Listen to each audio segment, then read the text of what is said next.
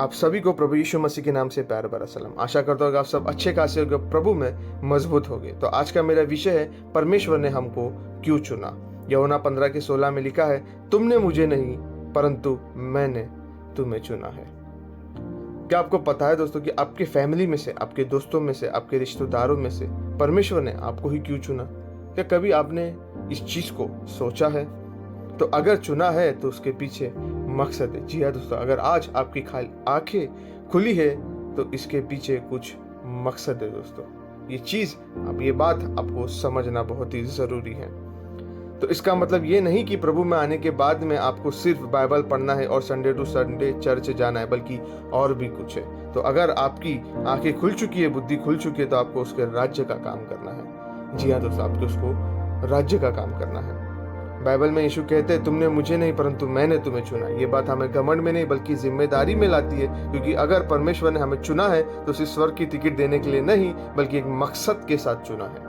यूहन्ना 15:16 में कहता है, मैंने तुम्हें नियुक्त किया है कि तुम जाकर फल लाओ और तुम्हारा फल बना रहे। मतलब हमारा जीवन खाली नहीं होना चाहिए।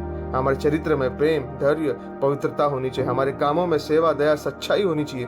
हमारे गवाह में दूसरों तक सुसमाचार पहुंचाना होना चाहिए दोस्तों। मतलब चुने जाना सिर्फ आशीष नहीं, एक मिशन है। हम चुने गए हैं परमेश्वर के राज्य का काम करने के लिए। ये चीज दोस्तों आप सबको, जितने भी इस रील को देख रहे हैं, आपको समझना होगा। आपका चुनना यूं ही नहीं है। मत्ती 28:19-20 में लिखा, इसलिए तुम जाकर सब जातियों को चेला बनाओ। राज्य का काम सिर्फ पास्टर का नहीं, हर चुने हुए मसीह का है, जो अपने आप को कहता है कि मैं परमेश्वर प्रभु यीशु मसीह को जानता हूँ, मानता हूँ और उसके वचनों पर चलता हूँ। अपने दोस्तों, परिवार, पड़ोसियों तक मसीह को पहुंचाना, यह भी किंगडम का वर्क है दोस्तों। राज्य का काम मतलब सिर्फ चर्च की 4 दीवारें नहीं, सिर्फ मंच पर प्रचार करना नहीं। राज्य का काम जहां भी हम हैं वहां मसीह को प्रकट करना है। जब भी आपको मौका मिले, आपको दोस्तों चौका मारना है। अगर परमेश्वर ने हमें चुना है तो वो हमें बैठने के लिए नहीं चुना, उसने हमें अपने राज्य के सहकर्मी बनने के लिए चुना है। तो सवाल ये नहीं कि मैं क्या कर सकता हूं, बल्कि सवाल ये है, मैं आज से उसके राज्य के लिए क्या करूंगा।